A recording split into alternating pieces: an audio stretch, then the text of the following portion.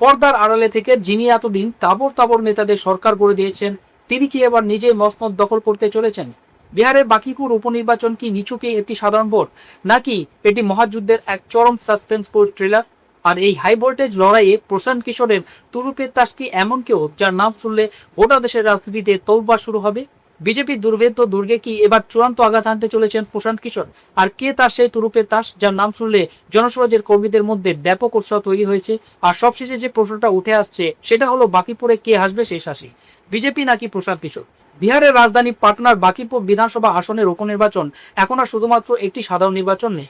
জনস্বরাজ্যের প্রতিষ্ঠাতা এবং দেশের অন্যতম জনপ্রিয় নির্বাচনী কৌশলী প্রশান্ত কিশোর স্বয়ং এই ময়দানে নামার পর গোটা দেশের নজর এখন এই একটি মাত্র আসনের দিকে।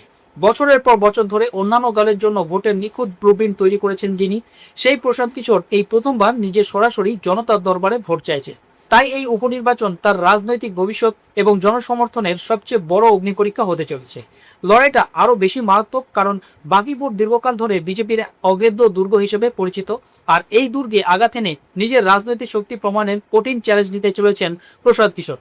এই উপনির্বাচনে বিজেপি তাদের প্রার্থী করেছে অভিষেক সিনহা বান্টিকে, অন্যদিকে রাষ্ট্রীয় জনতা দল বা আরজেডি ময়দানে নামিয়েছে রেখা গুপ্তাকে, যার জেরে লড়াইটা এখন পুরোপুরি তৃণমুখী এবং চরম উত্তেজনাময় হয়ে উঠেছে। এরই মধ্যে বাকিপুর উপনির্বাচন নিয়ে এমন জল্পনা শুরু হয়েছে যা বিহারের রাজনৈতিক উত্তাপ কয়েক গুণ বাড়িয়ে দিয়েছে। রাজনৈতিক মহলে জোর চর্চা যে প্রশান্ত কিশোরের সমর্থনে খোদ পাটনায় পা রাখতে পারেন তামিলনাড়ুর মুখ্যমন্ত্রী এবং দক্ষিণী সিনেমার জনপ্রিয় মুখ থালাপতি বিজয়। যদিও এখনো পর্যন্ত এই খবরের কোনো আনুষ্ঠানিক ঘোষণা হয়নি, কিন্তু এই সম্ভাবনা ঘিরে বিহার থেকে তামিলনাড়ু পর্যন্ত রাজনৈতিক মহলে রীতিমতো আলোড়ন করে গেছে। প্রশান্ত কিশোর এবং বিজয়ের মধ্যে দীর্ঘদিনের রাজনৈতিক সম্পর্কের কথা কারোরই অজানা নয়। একজন রাজনৈতিক কৌশলবিদ হিসেবে প্রশান্ত কিশোর একাধিক রাজ্যে বিভিন্ন দলের সাথে কাজ করেছেন। এই পরিস্থিতিতে যদি বিজয় সত্যি সত্যি বাকিপুরে প্রচারের ময়দানে নামেন, তবে এই নির্বাচন জাতীয় স্তরে সবচেয়ে বড় ব্রেকিং নিউজ হয়ে উঠতে পারে। বিহারের মাটিতে দক্ষিণ ভারতের এত বড় একজন নেতার উপস্থিতি এক বিশাল রাজনৈতিক বার্তা দেবে বলেই মনে করছেন রাজনৈতিক বিশেষজ্ঞরা। অন্যদিকে প্রশান্ত কিশোর ইতিমধ্যেই বিহারের বর্ষিয়ান নেতা এবং তৃণমূল কংগ্রেসের সাংসদ শত্রুঘ্ন সিনহার খোলা সমর্থনও পেয়ে গেছেন। সোশ্যাল মিডিয়া প্ল্যাটফর্ম এক্সে একটি পোস্ট করে শত্রুঘ্ন সিনহা প্রশান্ত কিশোরকে একজন যোগ্য, দূরদর্শী এবং অসামান্য বুদ্ধিজীবী ও আপামর জনতার নেতা হিসেবে আখ্যা দিয়েছেন। তিনি জাতি, ধর্ম এবং দলের গণ্ডি পেরিয়ে প্রশান্ত কিশোরকে সমর্থন করার জন্য যুব সমাজ এবং সাধারণ মানুষের কাছে জোরালো আবেদন জানিয়েছে। বার্তা শেষে জয় বিহার জয় হিন্দ লিখে এই নির্বাচনকে রাজ্যের ভবিষ্যতের সাথে জুড়ে দিয়েছেন তিনি। শত্রুঘ্ন সিনহার এই সমর্থন রাজনৈতিকভাবে অত্যন্ত তাৎপর্যপূর্ণ, কারণ তার পরিবার বাকিপুরের রাজনীতির সাথে গভীরভাবে যুক্ত। 2020 সালের বিধানসভা নির্বাচনে তার ছেলে লভ সিনহা কংগ্রেসের টিকিটে এই আসন থেকে লড়েছিলেন, যদিও বিজেপি নীতিন নবীনের কাছে তাকে হারতে হয়েছিল। এবার সেই আসনে প্রশান্ত কিশোরের পক্ষে শত্রুঘ্ন সিনহার এই প্রকাশ্য অবস্থান বিজেপির জন্য একটি পরাবার্তা হিসেবে মনে করা হচ্ছে। সব মিলিয়ে বাকিপুরের এই উপনির্বাচন আর কোনো স্থানীয় স্তরের লড়াইয়ে আটকে নেই। রাজনৈতিক বিশেষজ্ঞদের মতে জাতীয় স্তরের বড় বড় নেতা এবং চর্চিত মুখেরা যদি এই প্রচারের ময়দানে নামেন, তবে তার প্রভাব গোটা বিহারের রাজনীতির মোড় ঘুরিয়ে দিতে পারে। প্রশান্ত কিশোর তার জনসুরজ যাত্রার মাধ্যমে দীর্ঘদিন ধরে বিহারে এক বিকল্প রাজনীতির কথা বলে আসছেন, ফলে তার এই প্রথম ভোটযুদ্ধ বিরোধী রাজনীতির দিশা ঠিক করে দেবে বলে মনে করছে রাজনৈতিক মহল।